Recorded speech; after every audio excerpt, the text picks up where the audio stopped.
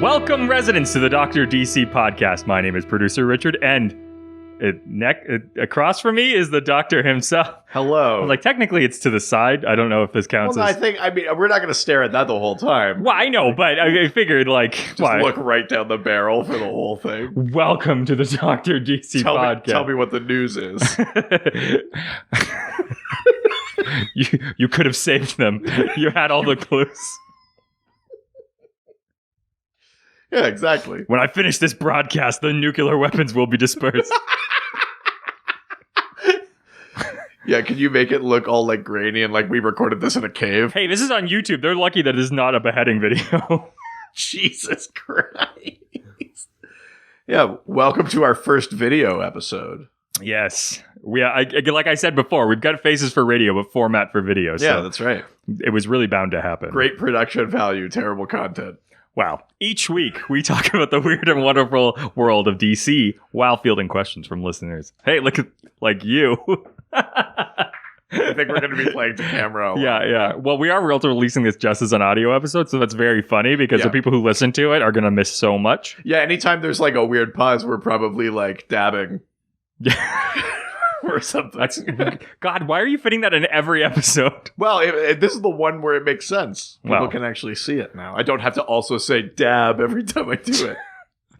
And yet you still continue but to. I did, yeah. We got a review. Hey, let's have it. From the most interesting resident of them all. Roland Sebas. Roland Sebas. Roland. With a 5-star review on Facebook. Don't do it. We're not there. I was about to. I know you were. I could tell. He goes on to say, they are truly a great duo, and the humor is very Monty Python at times. Wow. I'm here to pick him up from mommy. Sorry to Monty Python. I love the drag down to our level. I love the drops and references. The content is always amazing. So happy I found them from day one. Kudos. Wow. Look at that. That's awesome. We didn't even have to siphon any of our Patreon money to pay for that one. Yeah. I'm just glad we have one for the video episode. Yeah, no, that's awesome. Wow, yeah. We're inching towards the 52 review mark where we get our tattoos. That's right. Additional tattoos. Yeah, I was gonna say. Yeah. I only have 2. I only have one on each foot. It's a video episode, but I'm not showing you my feet. Well, though, we could get some extra... Patreon tier. Yeah, Patreon tier. Yes. So, should we move on to the news? Yeah, let's do it. John Constantine, Hellblazer, returns as ongoing Black Label series. Yeah. Is it a Black Label one, or is it in that Sandman universe? I thought that was it. Or is this another... Constantine one. I believe this is... Because there's a Constantine Hellblazer series that's going to be part of that Sandman universe imprint that includes like Books of Magic and Lucifer and stuff like that. Yeah. Is this an additional series that's Black Label? Yes, it looks like, yeah, absolutely.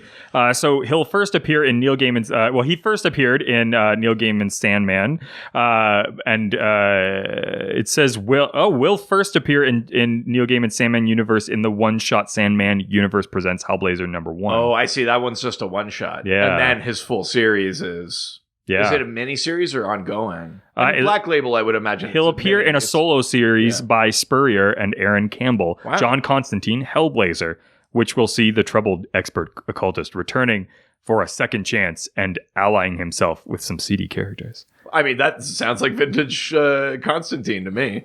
Yeah, that sounds awesome. Right? I'm all about that. I'm in. Awesome. Yeah. All right. Next piece of news. DC's evil Nth Metal Man will kill one of the Metal Men in November.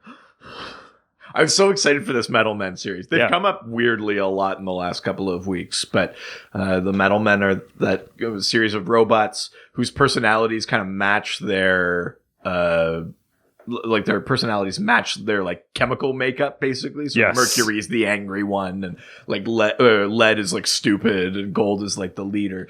But they're getting it's like a 12 issue. I'm sorry, is it like the Teen Girl Squad? I mean, kind of. The ugly one. What's her face? So and so. But they're getting a new series in November, which I'm super excited about because I'm a big Metal Men fan. They're kind of a weird team, but I've got a bunch of the original comics and stuff. Mm-hmm. But yeah, we're introducing the Nth Metal Man. So Nth Metal is that like Thanagarian, has sort of like anti-magic properties. Yeah.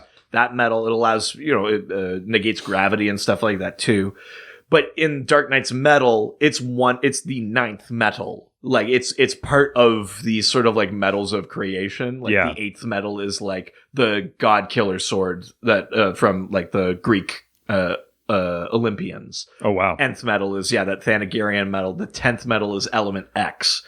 So to have an nth metal man and be evil, it's got to be tied to some of this dark multiverse stuff and things that are like the ongoing sort of unfolding saga of what the dark multiverse means to DC. Yeah, absolutely. But, I mean, the thing with killing a metal man is that like their bodies could get destroyed all the time, and then you just put their responsometer in another batch of gold, iron, platinum, whatever. Yeah. So to kill them, you'd actually have to destroy their responsometer that would have their personality, their memories, their knowledge, everything. So that's actually like way sadder. Absolutely. It would be like if you were like, oh, we like destroyed Data's body, but he uploaded his mind to the computer. But then you were like, we also destroyed the computer. But his body, it's fully functional. Well, as we're often told. We get it. He fucked Tasha Yar. Fucked her to death. No. Well, she's gone now. I'm just saying. I'm putting the pieces together. Are we allowed to swear on YouTube? Oh, that's an interesting... Yeah, we have to be. Yeah, right? I mean, again, they should be headings. I feel like... I'm sure it's fine. Yeah. Cue me tomorrow being like, bleep, bleep, this episode bleep. Is sponsored by Jamal Khashoggi. Oh my God. Moving on. Grant Morrison rewrites reality in Green Lantern Black Stars. Yeah, so Grant Morrison's Green Lantern series thus far... we're still in the middle of it, but it's had Hal sort of go undercover, but then sort of renounce kind of the Green Lantern Corps. Yeah. The Black Stars are like a corrupted version, if you can imagine, of the Dark Stars, who are already like corrupted versions of space cops. Yes. So one of the controllers, Controller Mu, I think, is the one that's creating these Black Stars. But basically, like, they're breaking that Green Lantern series into what they're calling like seasons. Like it'll go on a bit of hiatus. Mm-hmm. So once it goes on hiatus, then there's this 3-issue Black Stars miniseries that is tied to the events of that series. And then we'll come back for quote unquote season 2 of the Green Lantern. So it's technically just part of the same story, but it'll have its own title. It'll be like issues 1, 2, 3 instead of being like issues 13, 14, 15 of the series. But it's essentially, you just slot it right in the middle there. Have you seen the costume for it yet? Yeah. It's pretty rad. Yeah, it's dope as hell. And I mean, Liam Sharp's artwork, I mean, we're going to be talking about art a lot today, but Liam Sharp's artwork on this series is impeccable. I actually brought a sample of it that I really loved. But and it's Grant Morrison writing Green Lantern, which I realized back in episode 50 when we had Kyle on. Yeah. We talked about how they would never give Morrison Green Lantern because it's like the guy that doesn't think anything is real. Yeah. And then dealing with space. And then give him the tool that turns imagination into reality. Yeah. Oh, yeah. Yeah. And I think Kyle said something. They'd be like flipping cars or like burning comics in the streets or something like that. And somehow, 2 years later, we're at the point where DC was like, give Morrison the most powerful weapon in the universe. And it's terrific, but it's weirdly restrained Morrison, I would say. You know, that's what I was wondering. I was Although like, he's either gonna... We are in a series right now that's exploring the multiverse, the mystery Earths he set up in Multiversity, and Earth 15, the destroyed so-called perfect universe where the cosmic grail is. Well, and an entire civilization with inside of a ring. So and that, I mean, it's both very restrained Morrison and super Morrison. I'd say it's kind of like his Animal Man run almost. Yeah, that sort of that's sort of where we're sitting, I think, in terms of like how metaphysical we're getting. Yeah, it's pretty tame. It's pretty tame. It's only a character looking out of a panel and saying, "I can see you." All right. Next, Ryan Sook's Legion of Superheroes #1 cover spoils a future DCU cataclysm. Oh, does it? Yeah. I mean, it showed off some like new additions to the Legion of Superheroes, I think, including a future version of Dr. Fate, a Gold Lantern. Yep. And there's another one, like an animal or like a beast kind of person, who are going to be new additions to the Legion of Superheroes team. What's the cataclysm? Well, what did I miss? Sook's variant cover for Legion of Superheroes #1 shows that at some point between now and... sorry, I know what you're talking about. Yes, the 31st century. Yeah, this variant cover is like John Kent, Superboy, looking at a screen that's like going to give him like orientation for the future. And it does show that at some point the Earth is destroyed. Yes. Like Krypton style, blows up. When and how is not revealed, though it's possible that the event might play a role in the upcoming book series. So, yeah, exactly. Well, and that's interesting too, because that Legion of Superheroes Millennium sort of two-shot thing. Millennium. Oh, I'm so sorry.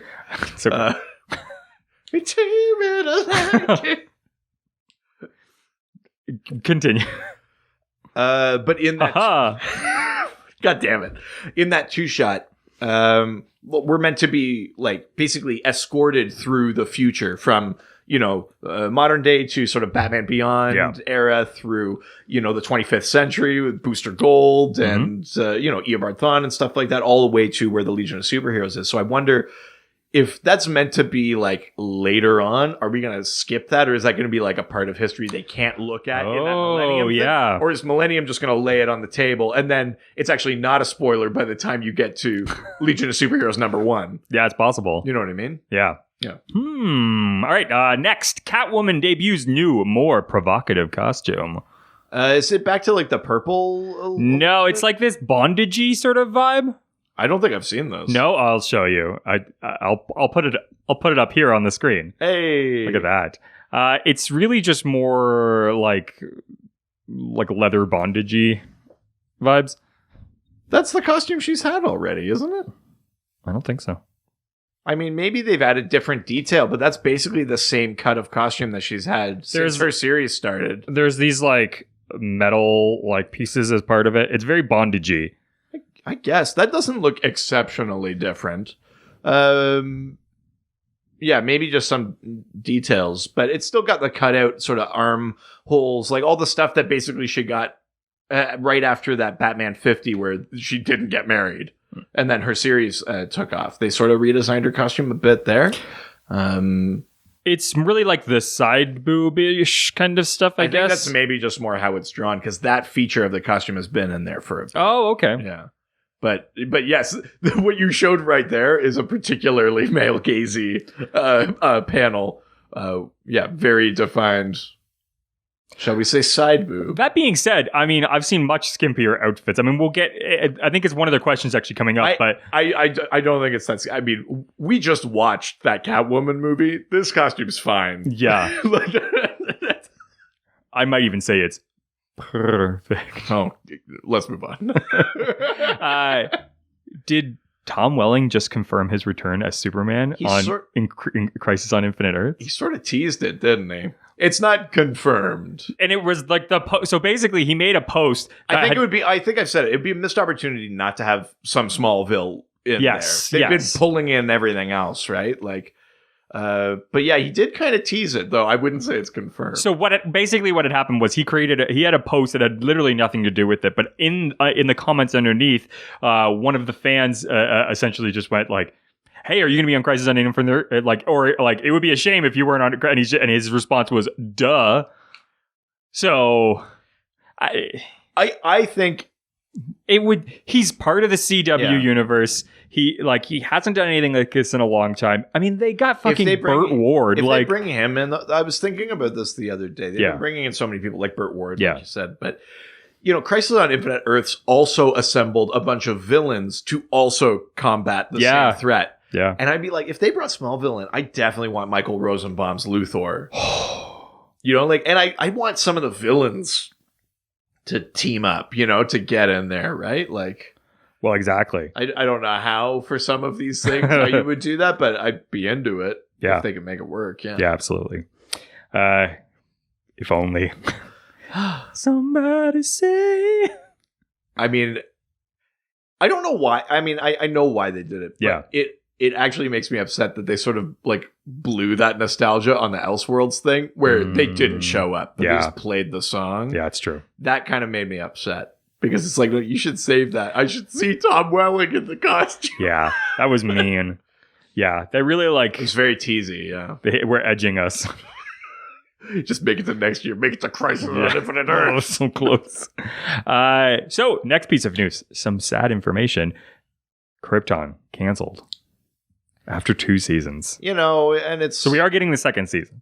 Well, it's already finished. Oh, it's already done? Yeah, I just watched the finale. The finale just came out like a week and a half ago. How was it? It's great. Yeah? It's amazing. I'm very upset that this show is not continuing because they've set up some crazy shit. So you really are enjoying it. How was the villain this season? I mean... It was General Zod. It was amazing. Really? Yeah. Doomsday, like the best on-screen Doomsday. Really? At all. I mean, I remember the trailers were scary. Like animated, live action, pick your poison. This is the best Doomsday we've ever seen. They somehow make you really care about that character too. Like, I felt for Doomsday. Like, how was Lobo? Lobo was actually dope. He's actually, what's funny? You don't get it from the trailer, but he's Irish.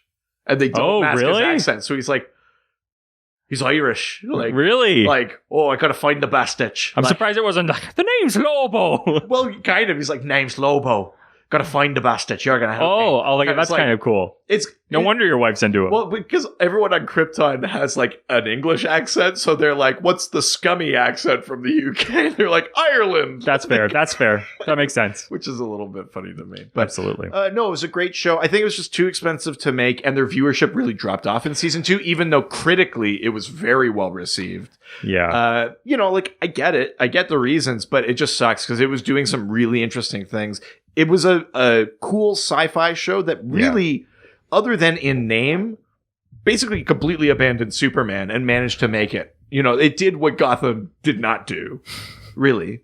I'm sad to see it go. Maybe someone benevolent will pick it up and donate a bunch of money or something. But like, they set up some crazy shit that I won't say because it's so recently out. But like, yeah, it's upsetting.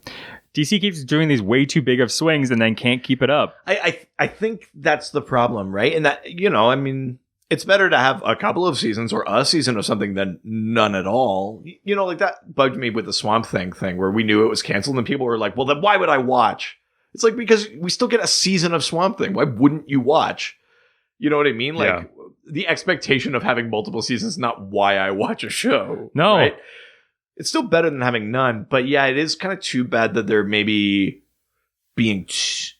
I mean, I don't want to, like, talk down on them for it, but they're maybe being too ambitious? Well, or just, like, I mean, I get this is the sort of cable television version or whatever. Yeah. Because I would rather see the, like, 8 episodes, like... I want 15 episode seasons of Flash instead of 22 or 23. Yeah. And if you can give me another season of Krypton, you know what I mean? Yeah. Like, it'd be tighter and better on the story front, I think. Yeah. But... All right. Well, speaking of Krypton and Lobo is not obviously now not moving forward at Sci-Fi, but the pilot is still being shopped. So there's a potential that it could still move. Oh, is it actually? Yeah. They haven't given up on it, but... Because that would be dope. It's not going forward on Sci-Fi. That Lobo is awesome. Very, very funny. Like, spot on with the character. But do you think that in a world where Krypton doesn't exist any longer, Lobo could still come out? Yeah, because then you just go to different alien worlds. It's the different Easter eggy thing. Instead of following him and Segel, I mean, you could even still have him in there. But, go to Tamaran. Maybe it's like, oh, like, these are my daughters. Like, like Coriander and Commander, and you're like, oh, that's gonna be Starfire. Well, you know what I mean? Like, oh yeah, he used to like go to other planets. He goes to Okara and meets Larfleeze, or like, you know, like there's so much in the DC universe that you could do with Lobo. Yeah, I think you can make it fun. Plus, Lobo in the comics often veers into the absurd territory. Like, Lobo has fought Santa Claus because the Easter Bunny hired him. Is this the Legends of Tomorrow? Like, but that's what I mean. Like, Legends makes it work. Lobo can do that too. Yeah, for sure. Yeah, I think it works without Krypton. It would just be sad. Yeah, for sure. DC launches first look trailer for Harley Quinn Breaking Glass. Oh, I haven't. Oh no, yes, I have. It's just like a little motion comic. Yeah. I mean, this is part of the DC Black Label / the DC Harley and Joker show. Which is an extension of the Batman show on regular DC. Which, like I said before, if these like writers and artists have stories to tell with these characters, and they get to tell them, power to them. Yeah. I'm not going to knock them for getting their stories made. Yeah. It's a little funny, though, that they announced like 6 Joker and Harley things, and then later they were like, and a question, or like, Constantine. They're like, I guess we gotta like mix it up. Yeah.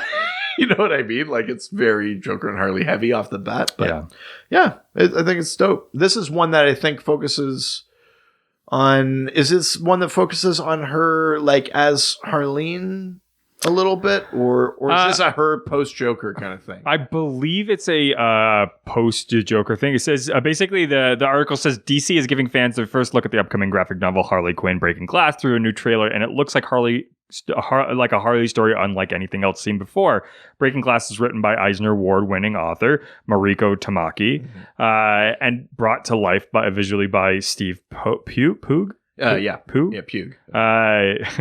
And will put Harleen Quinzel and her family against the Kane Corporation, who is attempting to force citizens from their homes in Gotham City. Harley isn't about to let that happen, of course, and it should be endlessly entertaining to see what she comes up with to take the corporation down. So I'm all for it. I think that's cool because there's also that one by Stepan Sajic that's the one about her sort of transition from Harleen Quinzel to Harley Quinn. I think both of those are cool stories that deserve telling. Yeah. All right, last piece of news, another sad one. Amethyst creator Ernie Colon.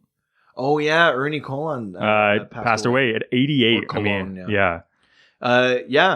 he passed away. A very iconic comic book creator. Yeah, worked on a ton of stuff, including Amethyst Princess of Gem World, which is like a sword and sorcery sort of series that had a few different iterations over time. But yeah, everyone's getting older, right? Like we're not going to not have this kind of news from time to time. Yeah, very sad. He's very influential. A lot of other comic creators were, writing about, words of advice he had given them or how he had inspired them or things like that. So it's always sad to lose someone. He also served as an editor of Wonder Woman, The Flash, and Green Lantern. He later moved to Marvel, where he co-created Damage Control with writer Dwayne McDuffie. Yeah. Dwayne McDuffie, also a late comic book creator. Created Static Shock. Created all of Milestone, Icon and Rocket and Hardware and all of that. So, yeah, it's always sad when that happens. Well, that's it for the news. We'll be right back. And we're back! As if nothing happened. Seamless transition. Star wipe. All right. Well, time to talk about this week's theme. That's right. Because we are... I'm going to look straight at you. Yeah. Hey, you at home. Because this is a visual medium, I thought today would be a good day to talk about art and different artists and their styles and things we like, things we don't care for. But yeah, we're going to utilize the visual medium. Yes, I'll be able to see images. Can you imagine we're finally talking about a visual art form visually? Yeah, weird. It's weird that it took us... We've been doing this wrong the whole time. Yeah, 2 years and it took us to do this. That's right. We're talking about art this year, or today. Yep, that's it. Until next year. Yep, this year of episodes. Jesus Christ. How many of these did I have? What's the percentage? Well, I mean, you're just drinking straight out of the growler. So. Yeah, commit. I can't cut out the dead air like I normally do. Well, they should be watching the videos. If you're just listening to this, you're missing out on some great stuff. Grade A material. Well, so, art is one of the things that kind of pulled me into comics in the first place. And one of the things that, like, I think draws me to the specific stuff that I'm reading anyways. Right here, the 75 years of DC Comics, that thing is chock full of visuals. That's really why that book exists, is there's some storytelling and information that's provided, but it's really based on a lot of the amazing artwork. There's some really great stuff in there, yeah. So I figured before we jump into the questions, we should talk a little bit about some of our favorite artists and some of the styles we like and why we might like them. Yeah, I think, when you're getting into comics, I think it's very easy to just like what you might call like a house style, like something that is relatively mainstream, not necessarily doing anything particularly fancy. Yeah. Still very skillful execution and stuff like that, but it's showing you what you need to be shown. Yes. And that's also helpful, I think, when you're talking about books that are really like maybe going deep on the lore. Yeah. It's nice to set like one obstacle aside. Yeah. Like, this is easy art to digest, so I can deal with like, what are they talking about hyper time? But I think as time has gone on, I'm more and more a fan of like distinct art styles. Not necessarily a particular thing, but I like when a book like just looks different, because it changes the feel. It changes how you read the script. Yeah. And a really skilled artist will also, they'll design their layouts and draw their panels in such a way that the way you read, the way you go from sort of bubble to block and stuff like that, that's a job in itself. Flows. Well, yeah, totally, right? So I think I'm the idea of like really distinct. I like Ben Templesmith on Gotham by Midnight, which I actually didn't bring with me, but Ben Templesmith's artwork. I like Juan Ferreira. I did bring some of his stuff. Is this for later reference, or are you gonna? I guess I could do it now. I sort of brought it knowing what the questions were. Oh, okay. But so I will get to it. But I like those two. I really like Jay Lee. Yeah. I like that. Annie Wu, who did the most recent Black Canary series and stuff like that. Yeah, there's too many to name, but that's the sort of direction that I lean. Who would you think your favorite artist is right now? Absolute favorite? Yeah. That's actually really tough. I think top three? Can you give me top three? Sure. And part of it is about the blend with the story, right? Yeah. How is it serving the story specifically? I'd say Jorge Jimenez on Justice League right now with Scott Snyder is way up. Sorry, there. who? Scott Snyder. Jorge Jimenez, definitely. Juan Ferreira, whose most recent run on Green Arrow, was it just like knocked me out of the park. And then also a Green Arrow one, but Andrea Sorrentino. Oh yeah, that run with like Jeff Lemire, that was like the Outsiders War and stuff like that. Yeah, is really.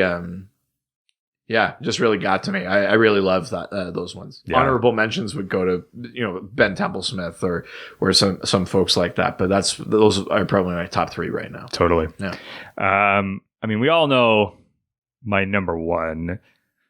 Well, you love Tim Sale. That's right. You're all about Tim Sale. Tim Sale is definitely. Oh, he's got it queued up. Yeah. Tim Sale is obviously one of my favorite artists. So for those of you who don't know, my career is actually partly as graphic designer, as well as some marketing things involved there as well. But graphic design has been a thing. It's part of my life for a really long time. And so art style and things like that are huge, anchor for me into comic books. The reason I think why I like Tim Sale so much, and one of the first real comics that pulled me into the sort of this world, is the Superman for All Seasons, and I think that the artwork so perfectly matched the tone and the melancholy of that story that I saw comics as more of an art form rather than a thing maybe for kids. Sure. And I think what he's able to do with color and sort of minimalism while still sort of He has this sort of very neat style, at the same time is really, really sloppy. It's not necessarily like perfectly drawn. There's a lot of looseness to it. He uses minimal color as sort of a backdrop, and then sort of focuses you in on one part of any scene. So whether he's using like an all black sort of canvas and just pulling light out to actually show you what you're doing, or something like this where it's sort of sort of these different forms of red with focusing you in on sort of the Joker with again, it's like there's maybe only like 5 colors in this entire shot here, but his ability to sort of pick and choose, it's kind of like jazz. It's the colors he's not using. God damn it. But so I think that is definitely one. And then I think my other sort of second favorite right now is Michael Cho. Who his abilities sort of like harken back to sort of like classic comic book stylings. It's a very like that. It's almost very Darwin Cook. Well, exactly, without a doubt, it's super close to Darwin Cook. And what I think he does is sort of it's like pop art meets comic books. Yeah, it's super clean lines, very thick lining, almost like you would find in sort of like the Sunday pages, but like bringing it a little bit more digital. Yeah. I really, really love his work. I have the variant cover from the Detective Comics that Michael Cho did, which is the number 1000. The 1000, and it's a beautiful cover. Michael Cho, he's an amazing artist and definitely one that I really, really try to spend time getting more of his artwork. I mean, that's just beautiful, right? It's very much. I'm just thinking of Darwin Cook. I actually brought a Darwin Cook cover. It comes up a little bit later too, I think. So we'll be able to talk about him a bit. But it's almost like vintage postcard sort of stylings there. I also like, just in this image specifically, how Aqualad is the party pooper. Yeah. You should be used to this. Sound travels faster underwater. But it's muffled. God, you guys are so loud. I like the idea that like he knows top 40 songs, but only through like a like filter. That's really, really funny. I like that a lot. Poker face, poker face. Do you know what's weird? The song that was coming up in my mind to start singing was I have no idea why. You know, the pop hits of the today, like shares Do You Believe in Love? I mean, is it because of the warble? Is it because it maybe that's like what it was? I mean, because I was singing in my head and I was like, oh, that sounds like this, but yeah, it's straight out of 1997. I get you, kids. Yeah. You and your shares and Sonny Bonos. Oh, that's why I don't go skiing. Watch out for that train. George of the Jungle. We just went through so many things there. Yeah, and all of them aged us. You just got to witness what we call the birth of a joke. Let me tell you how we come up with our bits. That's how you make things funny. Explaining them. Being super pretentious. Yeah, exactly. I think that artwork is probably one of the biggest tenets of comic books, and otherwise it's just a book. But I mean, really, right? Yeah. You know, like, but also the way that they do storytelling. If you didn't have the artwork, you would really have no idea what's going on. Well, I know we're guilty of this too. We often talk about writers. We talk about their story. What have they written? But that's also because like the nature of, we get questions like, has someone done this? It's like, did the story explain that? Yeah. So we often talk about writers and not necessarily, but like the storytelling is only half done by the writing. The rest is the art. It's not like the writer writes it and then someone just draws it to the writer's specification, especially not now. No. That may have been the case in the past, but now in an ideal world, it's much more of a collaboration. They are finding ways to highlight or enhance or even sort of alter or direct the story, but visually as opposed to with words. Yeah, absolutely. Yeah. More than words. All right, why don't we actually get into the questions? Sure, let's do it. Well, let's go back to the questions in a second. And we're back. Seamless. Star wipe. Stop saying that. Why, are you using it? Well, yeah. Oh, okay. I mean, no, I'm not. There's no. I don't have. Cross dissolve. There we go. That I could do. Yeah, that actually good. I'm like, now I have to find a star and make a graphic. And this is going to look like Ang Lee's Hulk, just like whoop, whoop, whoop. Was it Ang Lee's anything? Just doves are going to fly by. No, it's John Woo. Oh, that's John. Sorry, that's John Woo. Yeah, sorry. Is that racist? Yeah. But, okay. Well, if I have to ask the question, I guess it is. Well, let's get into questions. Sure. First, we're going on over to Facebook. Go to the face and the book. Go to the Facebook. It's good. It's nice. I'm not embarrassed. No one's here. Except for the million. You hear me? Except for the millions at home. Shut up, man. Well. This is airing on NBC, right? Yeah. Of course. We're in the slot Friends used to be in. Come on. Thursdays at 7. Yeah. Come on. That's ridiculous. We're on True TV. First, let's go on to the first question. Comes from We've Only Just Done. You love that one so much, eh? I really landed on something special, and I'm going to keep going with it. I think so, yeah. Dan asks, very simply, can we talk about that Nicola Scott Nightwing butt? Oh, yeah. Yeah. Nicola Scott. Very talented. Oh, Nicola. Okay. I guess it could be Nicola. Nicola Scott. I should say off the top is that like I very rarely hear these names out loud because I'm just reading comics or reading interviews, so I might mess up some people's names. Nicola Scott, very talented artist. She's done some Wonder Woman. I mean, she's done stuff all over DC, but she, I would say, has a particular talent for accentuating. She's got a particular set of skills. Skills that make Dick's ass a dream to look at. Dick's ass is a very funny sentence. But yeah, I mean, check it out. I mean, Dick Grayson, famously a hunk in DC. Yeah. And like, he's got ass. Yeah. Thanks to Nicola Scott. I mean, she's not the only artist that does that, but like... You could bounce a quarter off that thing. Yeah, I think he could probably like pick up grape nuts off the ground.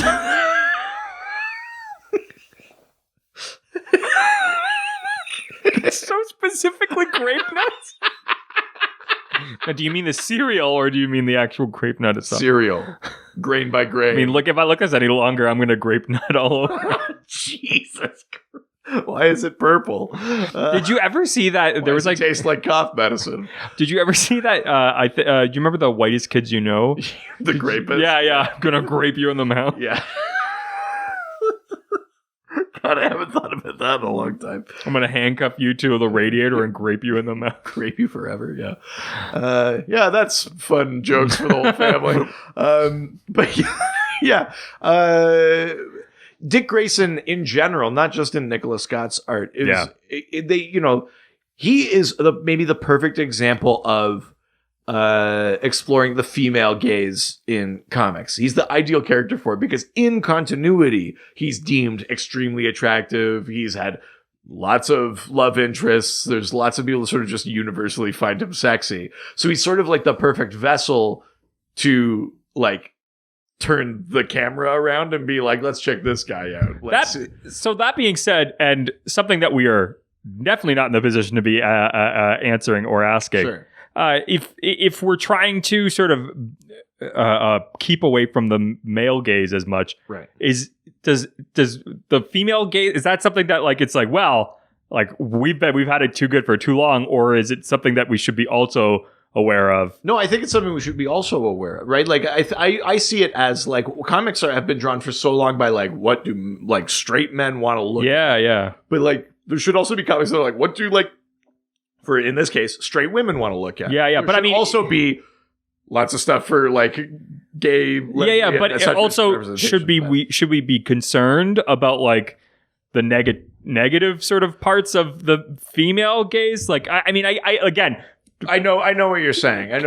Yeah. Like, and I mean, like, they've earned it. Like, we've done terrible things as straight white men. I think where we're going is it's like the costume is still very like that's a utility costume. It's not like he's wearing like short shorts and a crop top, right? Yeah. That was the problem. Yeah, they're not forming around his bulge. That was the problem with the old. Well, yeah I mean, if if Nightwing wore a costume that adhered to the laws of physics the way that some female costumes have in the past, it would just like contour his penis weirdly instead of just being like a bulge. And then would that be wrong? Like, I didn't say would you enjoy it. I said would it be wrong? Sorry. But you know what I mean? Like this is no different to me than just being like, yeah, like Starfire has curves, but we've covered her up. You know what I mean? Like you don't have to deny people's sexiness. You just have to, like this is clearly like a bit of a treat, I mean, it's a snack at least. But it's not like the costume is designed so you like, oh God, I hope a ball slips out. Or I mean, not that women find that sexy. I'm sure they don't. But you know what I mean? I'm trying to think of what the equivalent is to like maybe your tits will fall out, whatever that male gazy thing would be. So yeah, I mean, I don't have a problem with this at all. And like I said, he's the perfect character for it. Hey, hands on the table. He's a snack with 2 C's. No, I get it. SNACC. Yeah. You might say Daddy Thick. Yep. No, I was waiting for it. I appreciate that you went there. Anyways, moving on. More like Thick Grayson, am I right? You know what? No, I'll congratulate you. That was well done. Thank you. Yeah. The next question comes from the most interesting resident. Roland Sebas. That's correct, my friend. Roland. Andale. Yeah, let's hurry this up. Yeah, right. Roland asks, hey guys, Roland Sebas here, aka Mad Seb. It's the same person. I've never seen them both in the room together. I guess that makes sense. Yeah. One of them wears glasses, the other one doesn't. It's improbable. I truly love Darwin Cook and Alex Ross for their rendition of DC characters.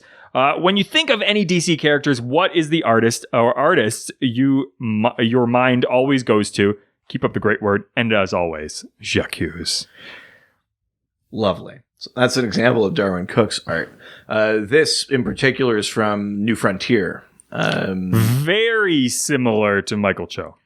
Yeah, I mean Darwin Cook passed away. Darwin Cook's a little bit more sketched, but he passed away maybe like a couple years ago now at this point. Yeah. But yeah, I mean like iconically the artist from New Frontier, which was set in like the 60s. It was set like in like the Kennedy era, as if the Justice League sort of sprang into life around then.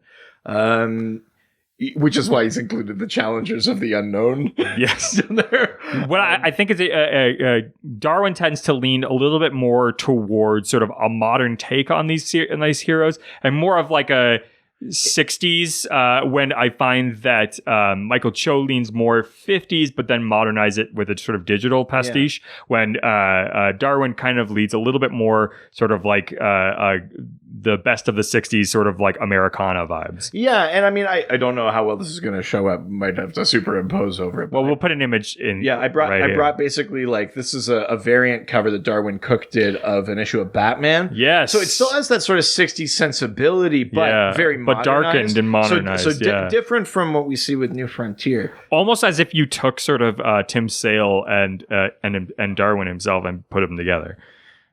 I mean, if you got a wedge Sale in there, then you wedge Sale in there. I'll wedge him wherever I want to. Alex Ross, iconically, is the artist who does those very paints photorealistic versions of superheroes. He was the interior artist on a series called Justice. I mean, these take so long that he's not usually an interior artist. It's mostly variant covers and stuff like that. I have this book called Rough Justice, which are sort of like almost like partially finished Alex Ross designs. It's a cute little book you got there. Screw you. Just because this thing's... Jesus. What I find that I love about Alex Ross's work is that because it's so photorealistic, unlike in comic books in general, Clark Kent wears blue, right? Like Bruce wears black. He has to have the spit curl. Or the glasses. He has all these things so that no matter who the artist is, the character I'm looking at right now is Clark Kent. Yeah. Or Superman or whatever. Yeah. That goatee means it's Green Arrow. Yeah. Alex Ross, because he's gone to this photorealistic, every piece that he's done that is Superman is the exact same, like, skeleton. It's kind of really impressive. Every Batman is the exact same. And to the point where you can recognize him with or without the mask. And it's not about those other visual cues. It's the actual, like, the way you would recognize a person. I wonder, like, phenomenal that Alex Ross has wonder if he uses... like standees or anything like that. I wouldn't be surprised if he had reference. Yeah, photos like a lot of artists do that. I don't think there's. I don't think it diminishes from how awesome it is if he does. But like that's a thing that I really love about his artwork is that like they don't waver like structurally at all. I'm just looking at sort of the Superman there and the Superman here, and they're very similar. Like it could have been the same person. Well, exactly, you know, and normally you have to rely on those other visual cues, like, oh, that dark-haired woman in purple is Lois Lane, or like, you know. But yeah, with him, you don't at all, because even within like an artist's work, sometimes you need a little bit of that. I find that super impressive about him. But to the question, are there characters that to you are associated with specific artists? Like that is the artist that, like that, whose vision of I see. Are there any that jump out for you? I would say, I mean, I'm going to say a lot of the same people because I just can't help it. Well, go for it. Yeah. Like, I think that, Tim Sale's Superman is a very specific sort of design for me, that I really, really enjoy. It's hard. I mean, I don't like the person, but Frank Miller's Batman is a very sort of, it's a look that is kind of gone for it's become an iconic version of Batman, I think, in a lot of ways. I think so, yeah. I think those are probably ones that like stand out to me like the most. I think those are probably the ones that stand out the most to me. The one that I really thought of, I mean, I've got a couple, but the one that I really thought of that I wanted to bring up was Annie Wu's Black Canary. I mean, that was one that I fell in love with when she was doing the Black Canary series. Oh yeah, I love her Black Canaries. Very rock and roll. Very. I love the coloring on this. It's all the interiors are like that too. And I say that, but then we'll have to put an image up because I don't have something readily available. Yeah. But another Black Canary one is Otto Schmidt. Otto Schmidt's Black Canary is like holy shit. Yeah. So good. Very like. This is going to sound like a funny thing to say. Otto Schmidt has made me realize how attractive I find muscular women. I thought you were going to say muscular men, but yeah. No, but like the way he draws Black Canary, he's been doing like a series of like Earth 11, like the gender bent universe. Totally. He's been doing a series of those lately, and his Clara Kent, I was like, oh, damn. But like it basically like almost like a thin framed bodybuilder sort of woman is kind of like athletic. How he draws Black Canary. And like that's another one where I'm like, holy shit, that's the one, definitely. I mean, it's tough with some other characters because so many people have done them. It's tough to pick a version. Yeah. But I mean, I've got to put like Mitch Gerard's Mr. Miracle in there too. Oh, without a doubt. You know, like that. I think that series has carved a little niche out for itself anyway. Totally. But that's definitely in there, yeah. Awesome. Yeah. Well, that's it for Facebook. Next, we'll be back with Twitter. And we're back! Just constant pointing. That's how you know it's a cut. Yeah.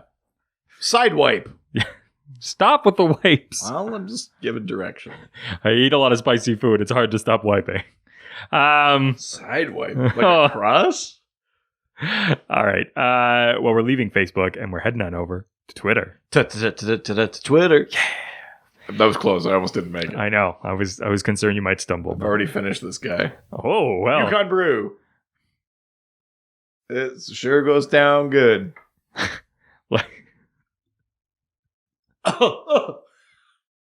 Like the fire in my stomach, the first thing I go for is fireweed. I don't know. Yeah.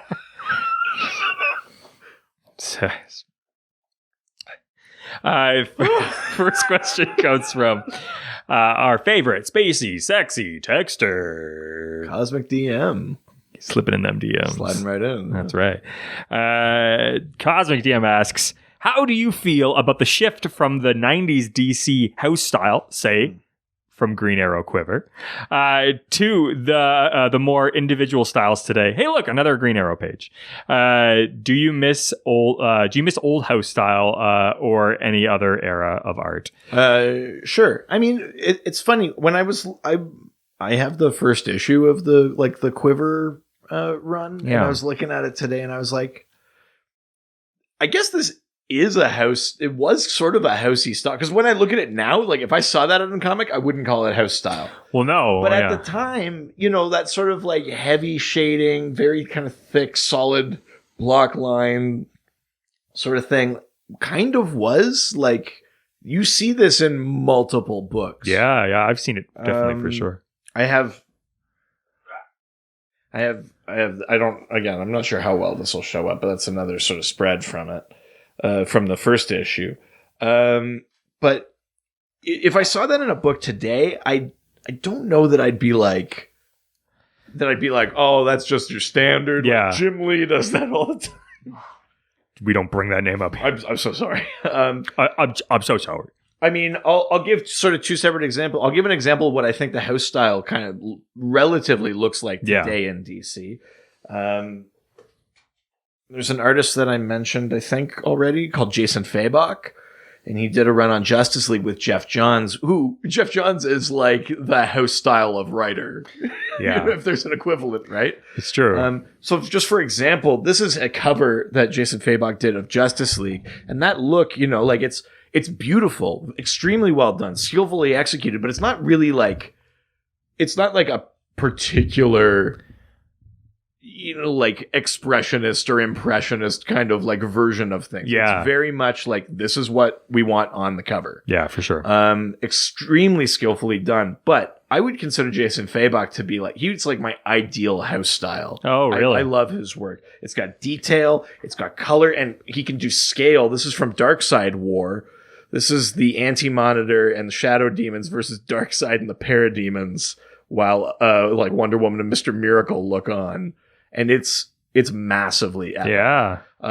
There's another panel in here where Darkseid and his army shows up. I don't know how well you can see this, but the boom of the boom tube is the shape of the panels. Wow, that's really cool. On this page. Yeah. It's, like, Jason Fabok's work is is so dramatic. It's perfect for this kind of like epic scale storytelling that Jeff Johns was doing. This sort of multiversal kind of things. Yeah. But if we want to talk about where Green Arrow is now, I mean, this isn't even the newest version. This is New 52, but this is the Count Vertigo one shot with his sort of origin. This is Andrea Sorrentino's artwork, and Marvel folks might recognize some of that as well. But I love this. It's not like a huge deviation from house style, but the lines are thinner. The color work is really what distinguishes it there, though. The way that you see like the Vertigo reverberations. It's mostly a red panel. The green is the Vertigo, and other than that, there's not really other colors in there. And that whole sort of run of Green Arrow with Jeff Lemire kind of has that. Every once in a while, there'll be like a little panel that inverts it, does that sort of like red background, almost like that Tim Sale panel that you had up to show like an arrow sinking in. Like detail work ends up in these little pop-out panel kind of things, which I think is like really beautiful stuff. I would argue that Green Arrow now has moved away from house style between Andrea Sorrentino, Juan Ferreira, Otto Schmidt. Like I'd actually say they're further from it, and people like Jason Fabok or Jorge Jimenez or people like that are closer to it. Yeah, definitely. Where's your sort of preference lean? My preference is the more kind of indie feeling things. Yeah, of course. Yeah. But I gotta say, like, it's hard to compete with just the level of like detail and scale of Jason Fabok in particular. Totally. Like, if they put him back on Justice League, I'd be very happy. Yeah. Not that I don't like Jorge Jimenez. I named him as one of my top 3, but but that artwork is just it's incredible. I love it. Yeah. Yeah. All right. Time for the next question. All right. It comes from Raging G, I love metal and leather. Raging G, my favorite pillow has goose feathers. That was pretty good. Thanks. Takes me a second to figure out what I'm going to do. That was pretty good, though. You know what? Your pillow should have goose feathers. G, I don't know if you're still raging, but G, paging G, treat yourself. Get a goose feather pillow. That's right. There's one thing that you take away from this episode, is that Raging G should have a goose feather. Yeah. There's nothing more metal than goose feathers. Wow. All right. Raging G asks, what do you have to say about Frank Miller's art style?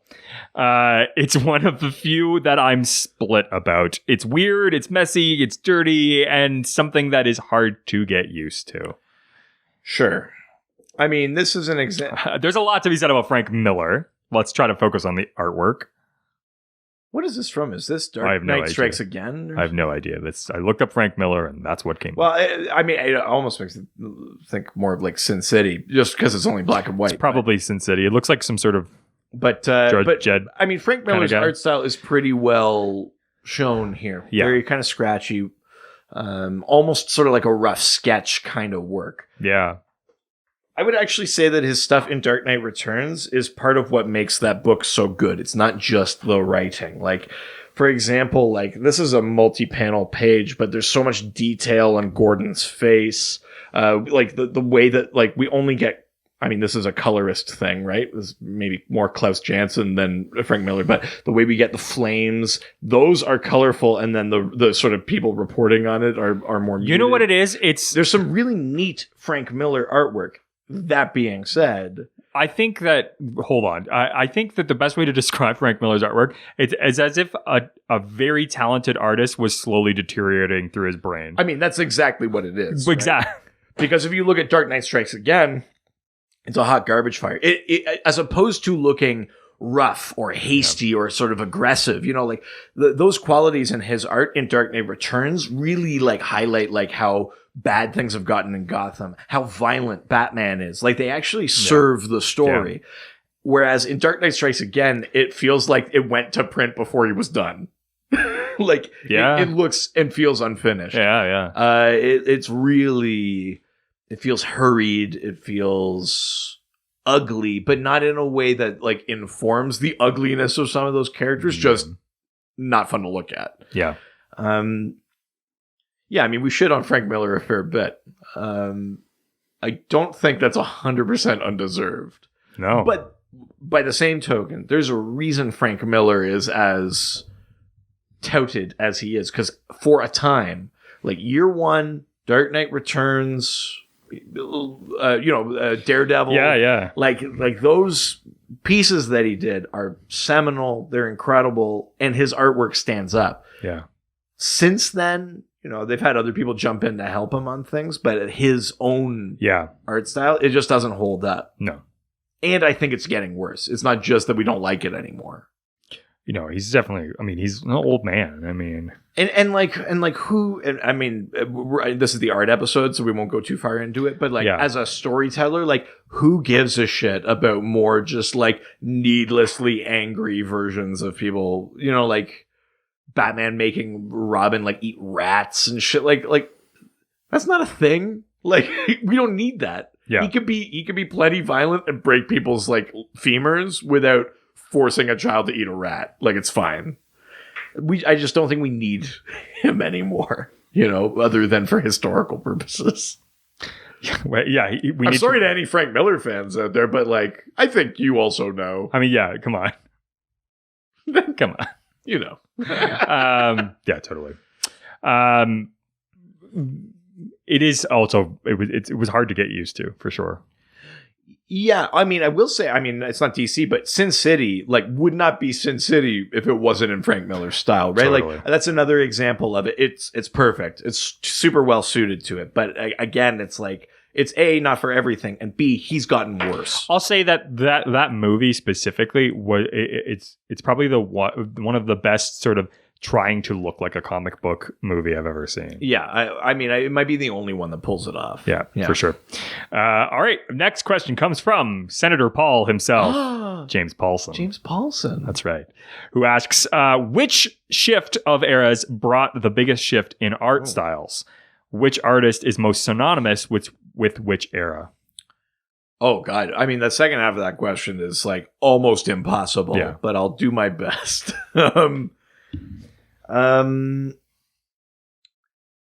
I would say the biggest shift in art styles is probably still between Golden and Silver Age. There's just a tiny bit more detail, and the way that sort of visually things flow is a little bit better. I mean, there's a huge gap between Silver Age and Modern Age, right? Yeah. But I think like when you're talking about like what were the incremental steps, I think they were smaller from Silver Age onward, right? It was slowly progressing and getting to what we recognize now. I mean, trying to pick out like the artist from these different eras is exceedingly difficult, but I will give an example of someone that I think does define an era, which is George Perez. Oh, yeah. George Perez in the 80s, you know, his work on Teen Titans, Wonder Woman, Crisis on Infinite Earths. Yeah. His artwork is absolutely like defining of that particular time frame. You know, like I don't know that anyone had a bigger influence on visual storytelling there than him. I mean, at the same time, over here, Frank Miller was doing this. Yeah. But in terms of like mainstream comics, what you might call a house style, things like that, George Perez defined it. I have an example of like much later George Perez from Infinite Crisis, but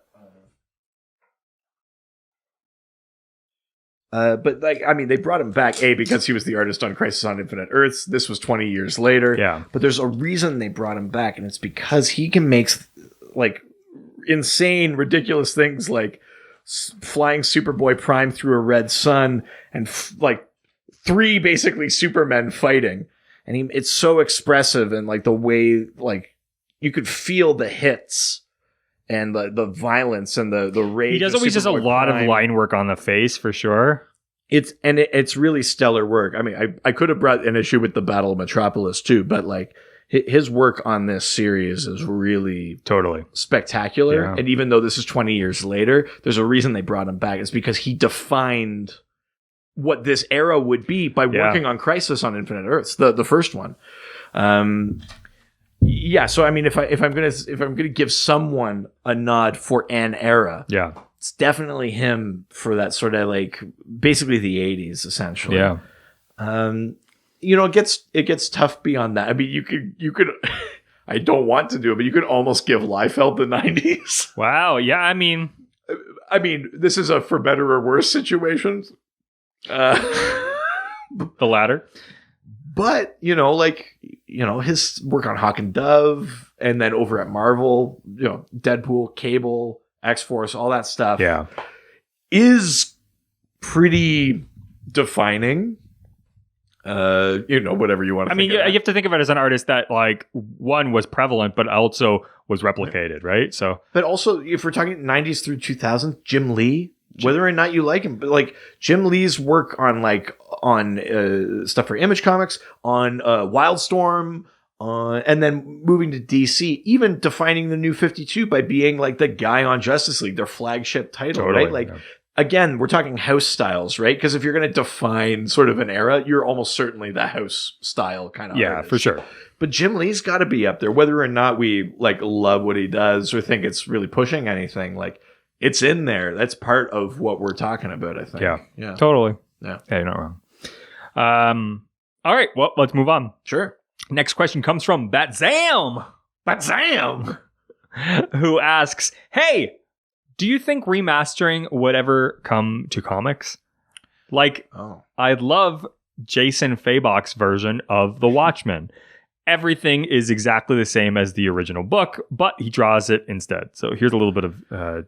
Jason Fabok, who we showed a couple of pieces, basically all from Dark Side War, including this. Yeah. Incredible artist, very much a house style. Yeah, this is an interesting question.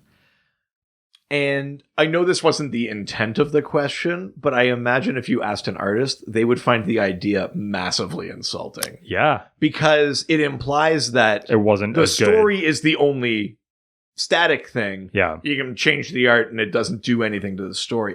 And while I know what he means, this is not an ill-intentioned question. No. Just taking an artist whose style you love, but then applying it to maybe a story you love or whatever.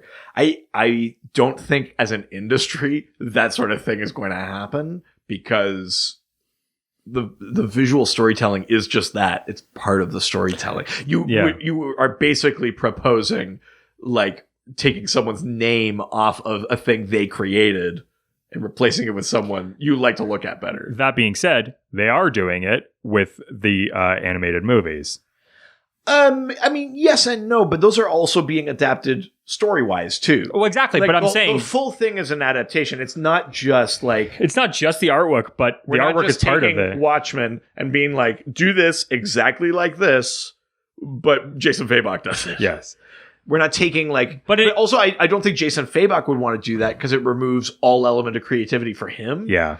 Now, flip side of that, on the micro side, you do see a version of this when a comic references something in the past. Oh, yeah. Like if we're talking about historical events. Death of Superman, for example, has that very iconic, like the cape tattered on the like piece of rebar or whatever in the rubble.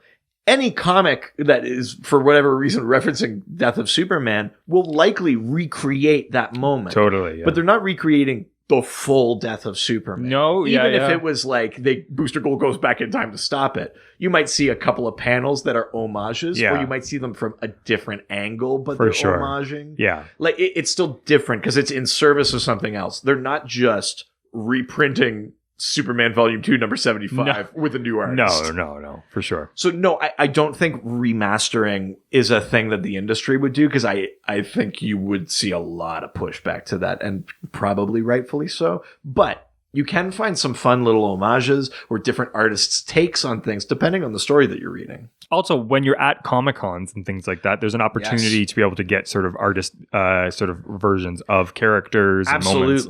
Absolutely. And that would be the perfect place for that. If there's something that, like, for example, with Watchmen, if there's something that sticks out in your mind, like, like an image of Bubastis, or, something, like John in Vietnam, or like any of those things, you can ask an artist to do their version of it for you. And then you have that. It's like a little sort of like apocryphal piece of like, what if? Like, you then own a piece of that, right? Which is kind of neat. But yeah, I think it would really shock me if we ever got to a point where they were just like, and you guys swap. It's just like someone else just replicates the art. I don't think we're going to do that. No, for sure. Yeah. But with that, the Dr. DC podcast will be back after this quick break. Today's show is brought to you by Audible. Audible is offering our listeners a free audiobook with a 30-day trial membership. Just go to audibletrial.com/DrDC and browse the unmatched selection of audio programs. You can download a title for free and start listening. It's that easy. You go to audible.com/DrDC and you get started today. Hey, Richard, why Audible? Wow, Audible provides quality. Oh, sorry, I have the... Yeah, no. Why don't you say why Audible? Why Audible? We'll fix this in post. Audible content includes an unmatched selection of audiobooks, original audio shows, news, comedy, and more from leading audiobook publishers, broadcasters, and entertainers. The thing that I'm listening to right now, I think I mentioned it maybe on a previous set, is the Foundation series by Isaac Asimov. I read them as a kid. They're like iconic pieces of science fiction literature. That's what I'm all up on Audible right now.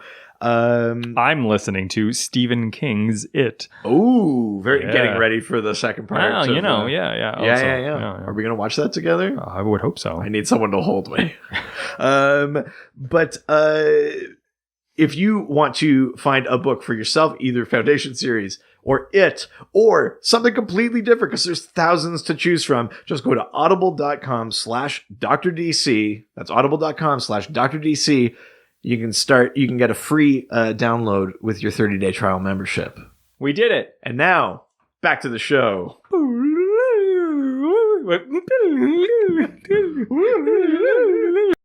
Then we're back. Hey. Ho! Hip hop hooray. I'm not going to do it. Hip hop hurrah. Oh no. No, never mind. That was even going into egg food territory. Yeah. Now here's the part where I show my Josh Gill screen show.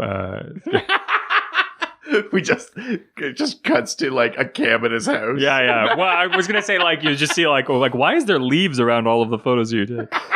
That's right. We are leaving Twitter. We were heading on over to Instagram. Now we're going to Instagram. Take some questions and answer them. I didn't do. You're an idiot. Fucking idiot. Edit point. Bringing it back, baby. It suddenly just sees it like cut and we like slightly move. Like it's gonna be like Poochie. Yeah. All right. First question comes from, and I said it before, but sexy, real Josh Gill. Gill. Sexy Gill. Could you imagine? I just like put up a photo of it's like him working out. Just let's have a look at it. Moving on. He's gonna be really upset. That's on YouTube. Josh asks, hot take. Frank Miller and JR are way overrated as artists. In your opinion, most overrated and most underrated artists. So first of all, JR. Right. John Romita Jr., very iconic. Lots of work at Marvel. Moved over to DC. It's probably been like 5 years now at this point. Yeah. Yeah. I've seen a lot of this recently. To be honest, I think I said it before. Superman Year One, say what you will about the story, is probably some of the best JR art I've seen, at least on his DC stuff. Yeah. Now, I've also said I don't really dig it for many of the same reasons that I kind of don't dig Frank Miller's artwork now. That's not too bad, but part of the thing that I don't like is that I find he's inconsistent with faces. This is an issue from his run on Superman that he did with Jeff Johns. Weird. When he first came over to DC, and like, have a look at like Superman's face in there, you know. Oh yeah, I don't love that. It's really kind of it changes from panel to panel. Yeah, it's the opposite of that Alex Ross thing that I was talking about. But I want to give JR a little bit of credit here. This is an arc that introduced a different power for Superman called the Super Flare, where if he unleashes his heat vision, it actually expels all the solar energy in all of his cells as like a nuclear explosion. And this is how he drew that. And it's really, really neat.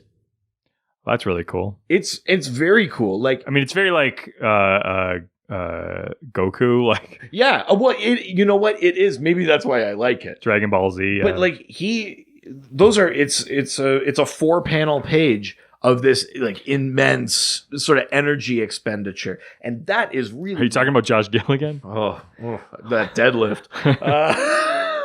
I'm more like a clean and jerk. I was gonna say I'm the one who gets an immense energy expulsion after looking at those. Jesus, we're putting faces to these to this harassment now, basically. Yeah. Well, I'm sorry, Your Honor.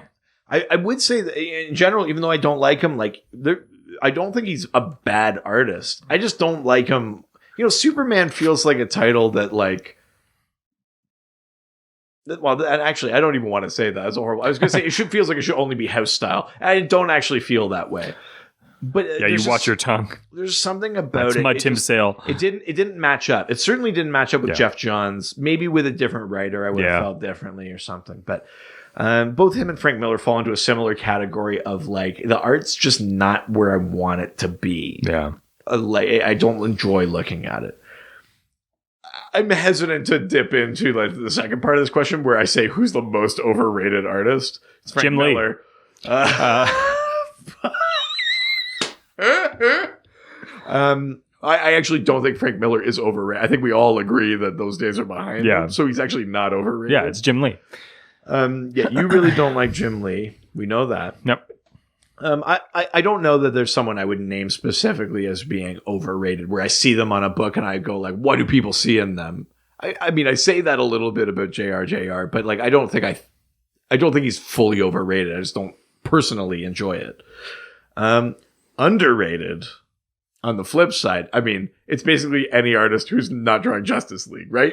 Like, this person deserves to draw Justice League. Some people are getting their dues now. You know, Mitch Gerads is no longer underrated because people recognize how great he is now. Clay Mann, people recognize how great he is. Nicola Scott, they recognize how great she is. I think it's the people that, like, maybe who are more selective about their work too. Like Andrea Sorrentino went to Marvel, did some great stuff there. Did Green Arrow. We saw a little bit of that. But like, to me, Andrea Sorrentino could draw whatever. Yeah. Could be Batman, could be, Superman, could be, I think would be great for Wonder Woman. But they haven't. So I don't know if that's about being underrated or they're just being selective. They're picking their projects sort of thing. I mean, those are some of the ones I would throw in there. Is there someone that you think of that is like, this is an underrated artist that deserves a bigger book? Jeff Lemire? Sure, yeah. I mean, Jeff Lemire, here, I've got an example here. This is the cover to the final issue. You knew it was going to come up. The final issue of his Animal Man, Animal Man 29 there. And that's his art. Oh, yeah. Fans of Sweet Tooth or Trillium or things like that will recognize it over Essex County. But what would you see him drawing? You know, if we're saying underrated artist, what's the book you want to see him on The Flash? Interesting. Yeah. I could see that. He has a very particular art style. I mean, as do people like Francis Manipul or other people who have drawn The Flash, frankly. There's sort of like this arts and crafts sort of like indie vibe that I really like from that, which I think that would really go with sort of especially like a Barry Allen. Right, yeah. Oh, I would be into that. Yeah. That's a good pairing, I think. I think I would also maybe think something like that for like a Martian Manhunter. Oh, yeah, especially Trillium. I mean, like the art on the current Martian Manhunter series is phenomenal. But I think Jeff Lemire would also probably fit that pretty well. Totally. I'd be into that. Yeah. Interesting. Yeah. Yeah, for sure. All right, let's move to the next question. Sure. From Matt Husathan. Sure. They ask, if you could let one artist draw your life as a comic book, oh Jesus, who/what style would it be? Oh shit. Is there a style called suicide? Tim Sale. Would you just get Tim Sale to do yours? Yeah. Do you think you wouldn't fit his style? I don't think That's the honest question. Yeah. The reality is I don't think I would fit his style. Right. I think something like Jeff Lemire, I think would work really well. Or you do something like Michael Cho, something where it's very animated because ridiculous things happen in my life. Interesting. I think, I want to highlight a little bit of the darkness, I think, in my life, but I don't want to go necessarily full horror. But I think maybe someone like Yannick Paquette, who did some like New 52 Swamp Thing, did Wonder Woman Earth 1.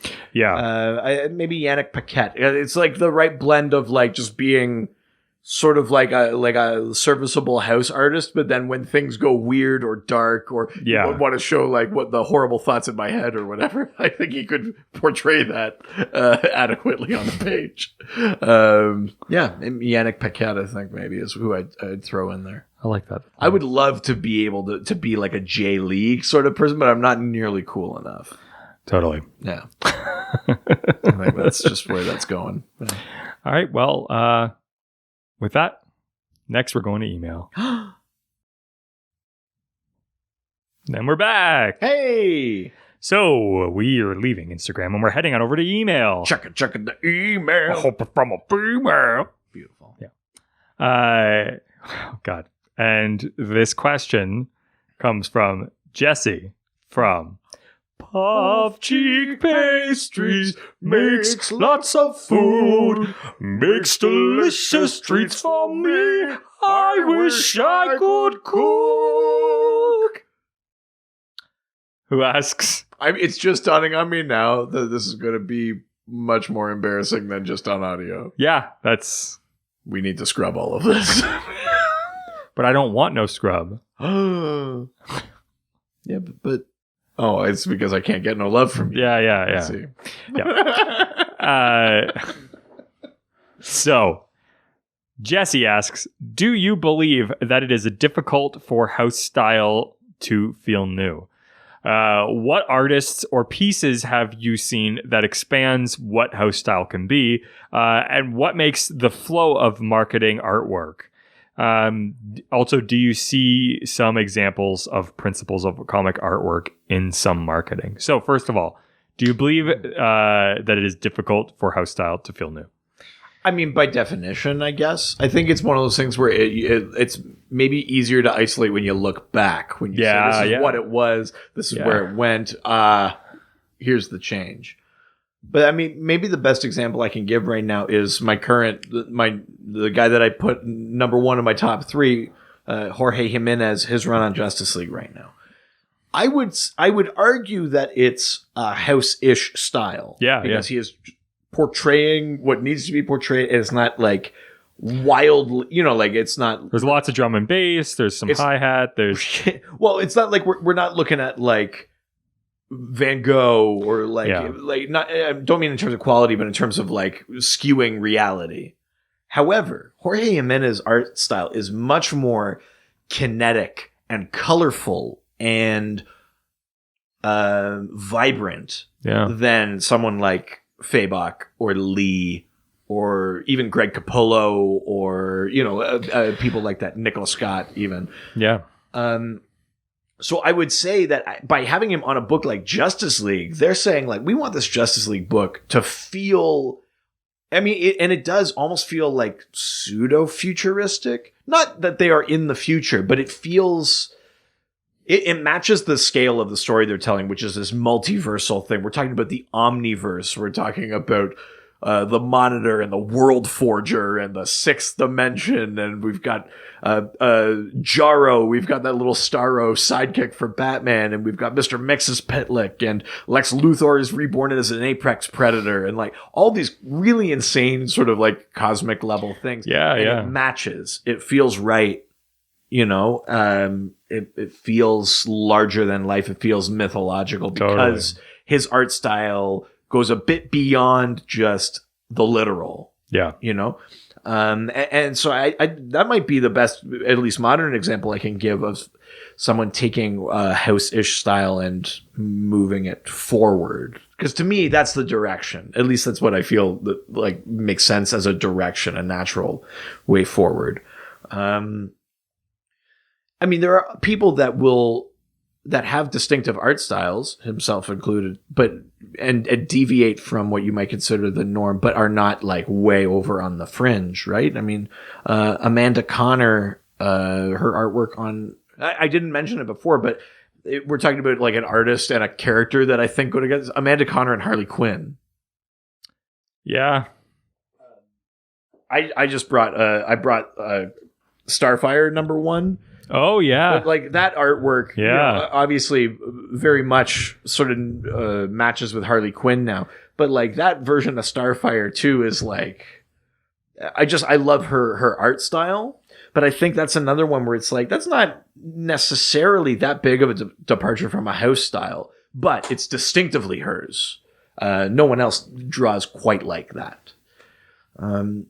I'm kind of interested in your thoughts on the second half of this. Like, do you see things from a like as a marketer? Do you see things in marketing artwork that you say like, oh, there are some like they've picked up on some lessons of visual storytelling? I won't say specifically from comics, but things that are maybe similar or applicable to comic books.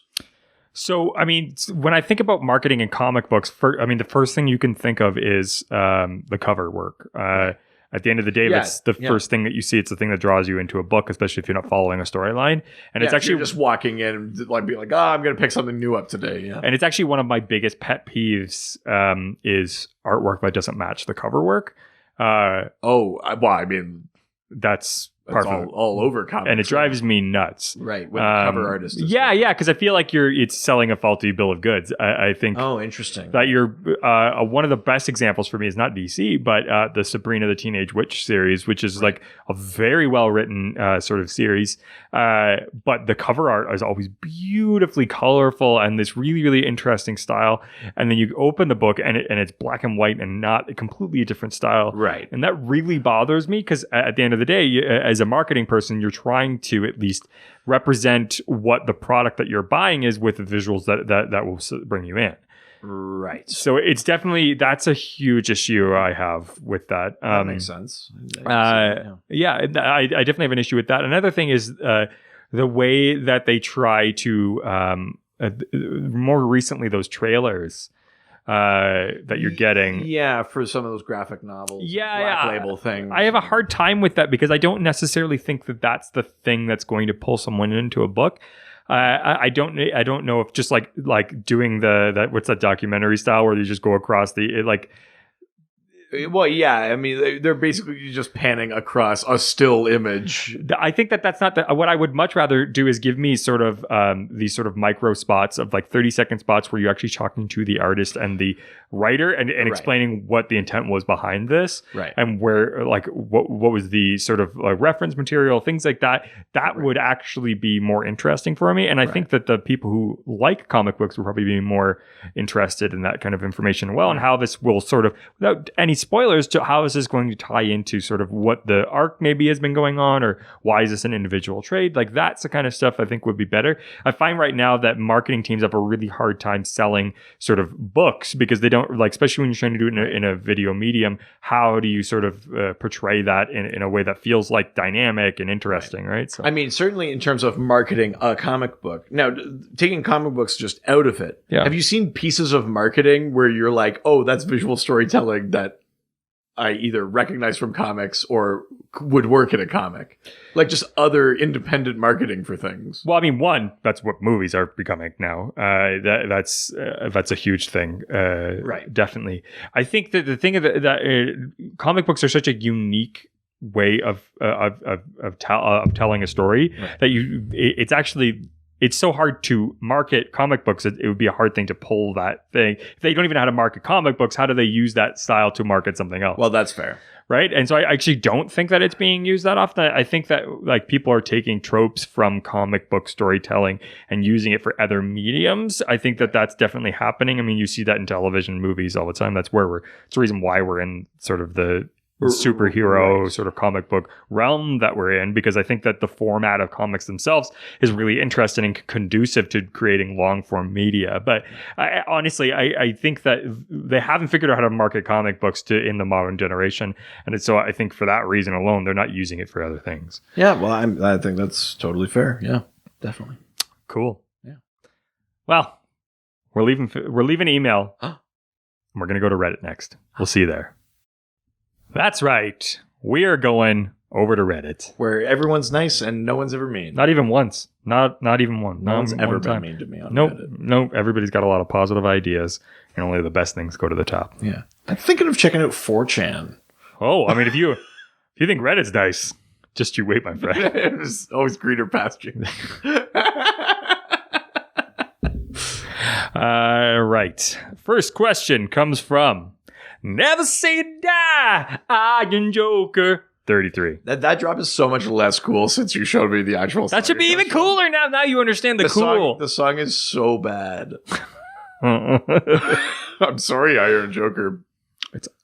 You wrote a bad song. Iron Eagle is the... No, Iron Joker, you wrote a bad song. Oh, yeah, he wrote the song. You did this. Yeah, he sent me a track and he said, play this when you do. You did this to us. Yeah. Now we're trapped in this hell.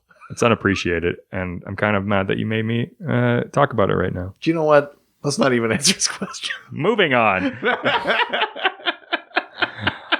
Unfortunately, this is actually a good question. Fine, we'll do the good question. Yeah, you're Jeez. Lucky this time.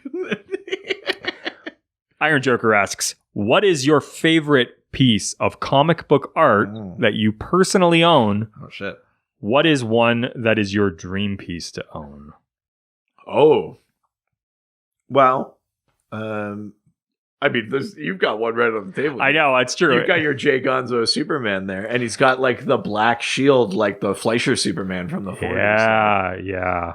Which is pretty cool. Would you consider this your favorite? I think that is probably my favorite, just because it's a custom piece by Jay Gonzo, who does sort of like Mexican wrestling, sort of luchador style, like comic book stuff. But I sent in a request to do these, and you gave me one of his that's like hook hand 90s Aquaman, which is dope. It's hanging up in my living room. It actually made it into like a public space in our home. That's up there. That Aquaman's fucking rad.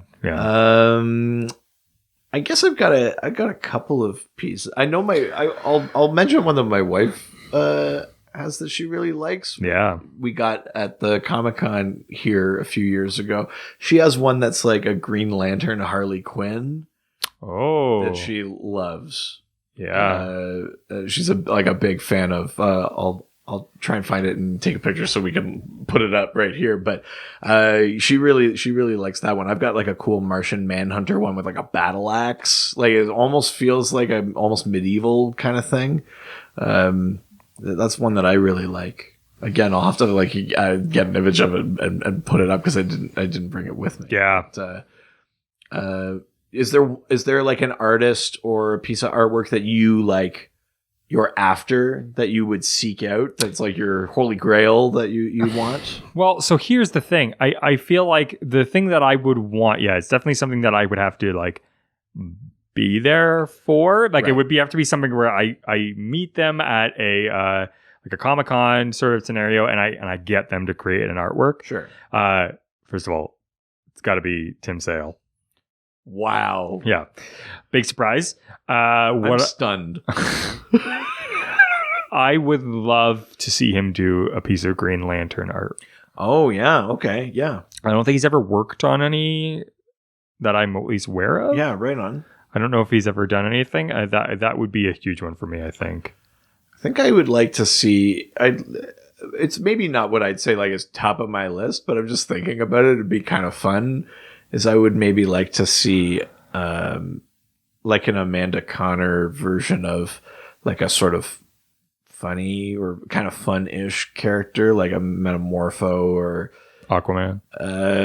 Well, I mean Aquaman, everything, but or like Plastic Man or something like that. Yeah, I think that would be like a fun one I'd be into. I would dig that, I think. I mean, the complete opposite end of that. If I got like a Ben Templesmith, something horrifying like the Spectre or Deadman. Actually, this is again one that I didn't think of when we were answering this question. A character and an artist that go together. Kelly Jones and Deadman. Those Deadman images are like haunting. I would have brought it today, but I've actually just loaned out my Kelly Jones Deadman collection. But that's another one where if I could get like a version of some sort of horrifying spectral character done really horrifyingly, I'd be into that. Or even more so, I would love to get like a Michael Cho Spectre. Yeah.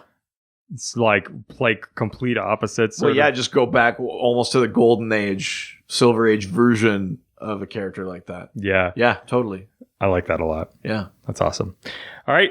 Last question. All right. It comes from the other doctor. It's Dr. Hoot. Dr. Hoot. Hooty-hoo.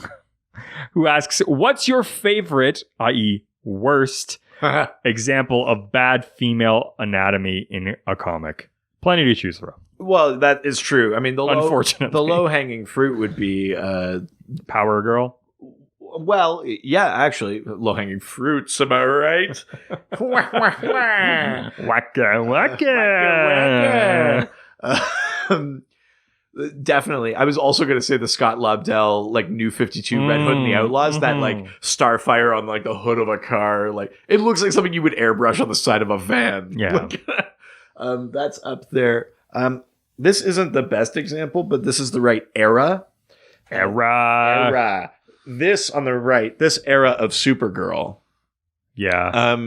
That's actually not that bad. This image isn't that bad, but I've got some comics from this era, and like this skirt sits below like the V. Like if you were actually figuring out the anatomy, her belt is like on her vagina. Oh, that's that's not. And it's super short, and it's Supergirl. Like, she's meant to be young, and it's very not young. That's one where it's like, it's almost like the Rob Liefeld School of Anatomy, where it's like, do you know where things are?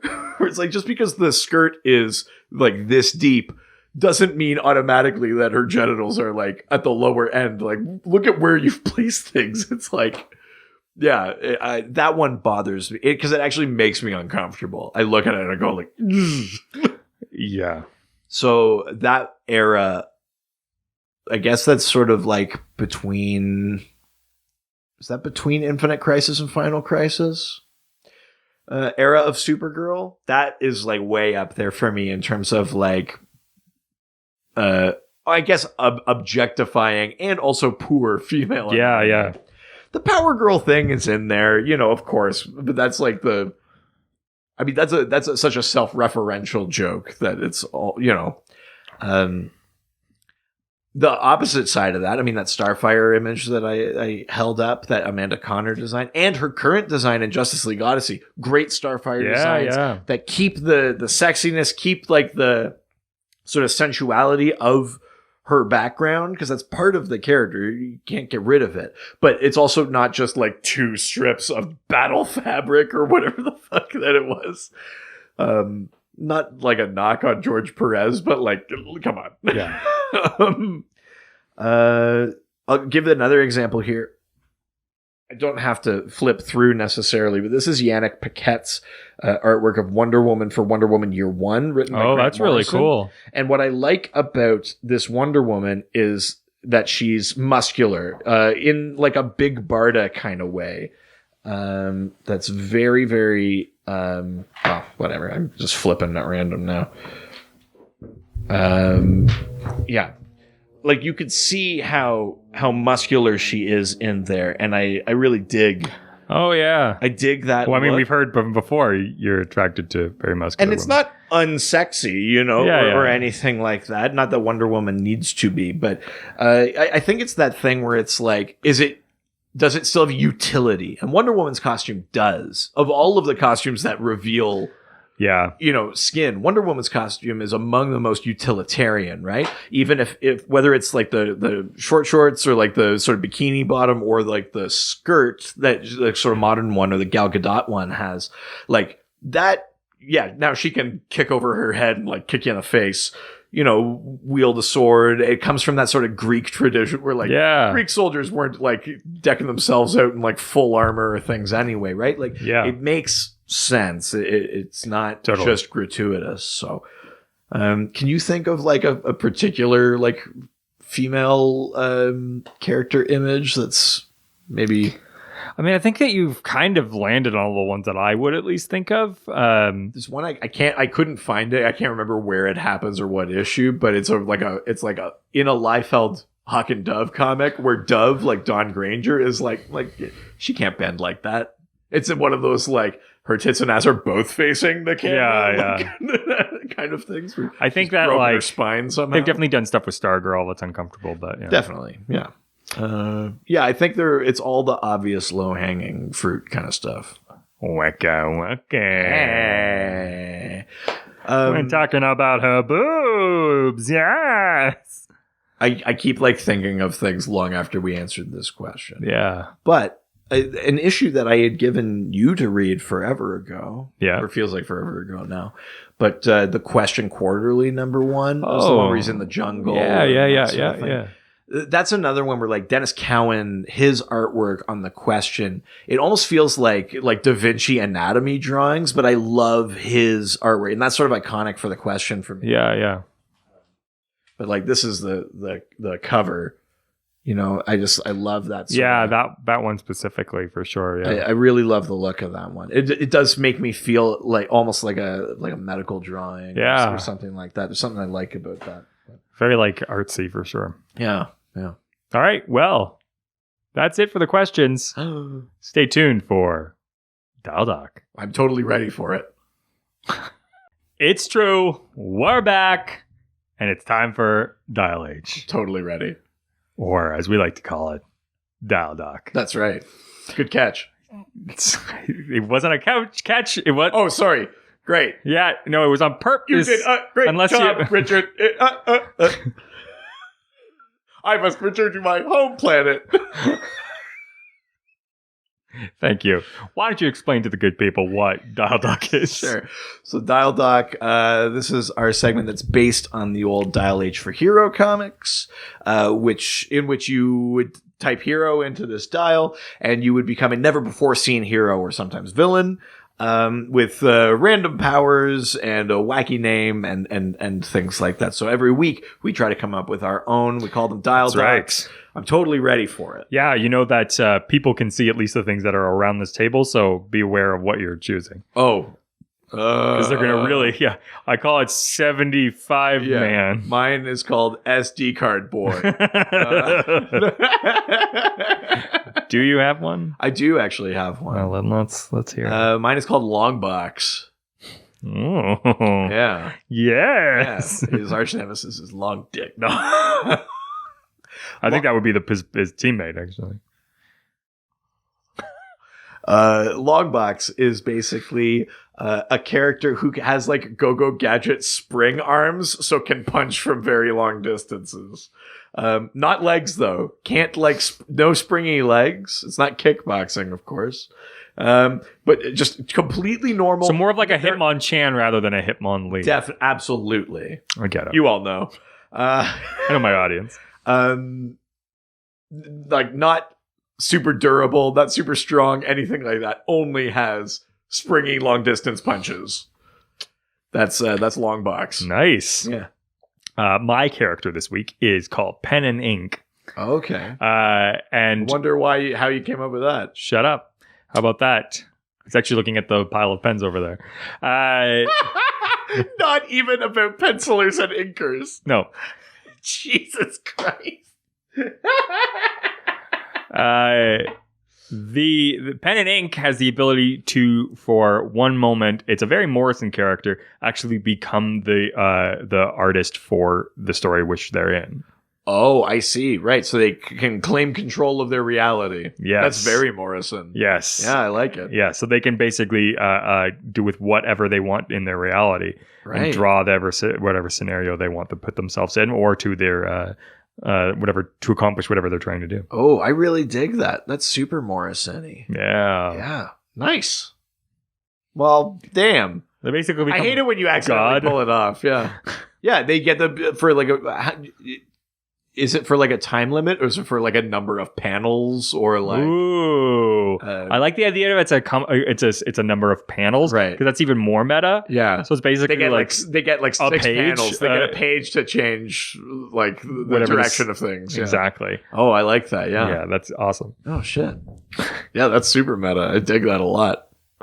So it's a lot of like them seeing like a jewelry shop. The next stop is like the cops being like, what? And then him running off with the money bags. I love that. That's a really good one. Yeah. That's Pen and Ink. Well, we'd love to hear what your characters are. Yeah. Whether they're often they're better than ours. Always, I'd say. Come on, don't let it go to your head. Yeah, you know who you are. Stump. We'd love to hear what type of character that you could come up with, whether it's a villain, a hero, maybe somewhere in between. All you have to do is send us a question through our various social media platforms, or you can just nerd out with us online. Or maybe you can ask us a question for an upcoming episode. Next week's episode. Oh, they can ask questions for this. This is good. Well, yeah, because this one is this week. Hopefully. Yeah, if it's not, it's not. But you can ask a question. You'll also see it online. But for our episode, we're going to do one on battle armor. Ooh. Different suits of armor, different, like tactical costumes and things that characters use. So ask questions about like a Luthor mech suit kind of deal. Yeah, Luthor, or Batman's got a bunch. Or it could be like armor that Wonder Woman, like Golden Eagle armor. It could be anything armor counts. Nice. Yeah. Looking forward to that. Yeah. So you can send those questions through our Facebook, Dr. DC Podcast, our Twitter, @Dr. DC. Instagram, Dr. DC Podcast. email, drdcpodcast@gmail.com. and of course we have a subreddit, r/Dr_DC. and of course the doc phone is open. All you have to do is call 208-917-3238. That's 208-917-DCEU. I just want to talk like this. I know, it's like we're doing Fozzie again. DCEU. Not only can you talk to us, but you can also read some DC-specific articles and buy our merch. Buy our merch. Buy our merch. Buy our merch. Ah! Animal buy. Animal Man. All on our website. drdcpodcast.com or .ca. And of course, leave us reviews. We got one at the beginning of this episode. We love getting reviews. You could do them on iTunes. You could do them on whatever platform that you use. Yeah. You could go to Comic-Con, stand in line, and instead of asking for a commissioned drawing of Batman, ask them to write a 5-star review of the Dr. DC podcast. Absolutely. There's billboards all around town that aren't being purchased. You could purchase a old billboard, or those see marketing works. Those are dirt cheap. Yeah. Get that on the billboard. Yeah. Love to see something like that. Yeah, definitely. Really, really great. Do you have to write a foreword to a friend's new novel? Instead of giving them the information that they desire, give us a review on there. Yeah, are you giving are you giving a TED talk or a motivational speech or a commencement speech? Just do it in the form of a 5-star review of the Dr. DC podcast. And I just think when these 4 years are done, you should go to iTunes and listen to the Dr. DC podcast. Yeah. Every week they answer questions from listeners just like you.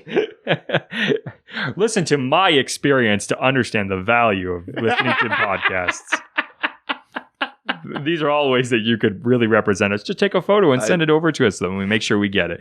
Because I only really check iTunes. So. Yeah, but when we get to 52 reviews, both Richard and I are going to get a DC Comics tattoo, or my case, an additional one. Yes, because I have my first DC tattoo. I got to add to Doc Manhattan and Aquaman. So. Yeah, very interesting. Okay, and of course, we've got a Patreon. We sure do. Patreon.com/DrDC. Do you want more Dr. DC every single week? A full extra episode. They come out on Fridays. It's the Dr. DC's Double Dose. It's only $5 a month. Cinco dinero. All you need to do is it. That's right. I can't believe you stuck that landing. That's amazing. Some of them are about DC-specific content. Some of it's even the other distinguished competitors. Marvel. How dare you? Yeah, we do talk about Marvel. Yes. Yeah, absolutely. Video games, movies, board games, music, being Canadian. Yeah. It's being sad boys. Yes. There's episodes about everything. I'm sure they're going to have an episode about what do we make this episode about. We're running out of ideas. A 50-minute long improvised pitch for our Alfred movie. Yes. Don't watch Pennyworth. They stole it from us. Yeah, I mean, I can't believe that. Yeah. It's just insane crap. Yeah, absolutely. It's only $5 a month. Get on over to patreon.com/DrDC and also subscribe to this YouTube page if you're watching the thing. Yeah. The buttons will be there's you can comment. Yeah. You can subscribe, I think, with the bell over in the corner here. Yeah. And if you're look at that, we're like real YouTubers. We're like pointing to stuff, things are happening. It'll show up here. Yeah. All of our episodes are up on YouTube. They're mostly just audio, but when we do have video things, they're going to show up here too. So. And if you liked this video thing, let us know, and then we'll make more. Because otherwise, we're never doing it again. Yeah, it's a fair amount of work. So not for me, but yeah, you never cared about that. But if you actually like it, it might be worth it for us to do more. And so we would love to know. Exactly. So let us know, and maybe we'll do some more of these. Yeah, that'd be awesome. All right, well, that's it for this week. Adios. Ciao, ciao. Hey, baby. Superman, Aquaman, all the superheroes. They always fight for what is right. Live with danger and adventure. This was a Brain Freeze podcast.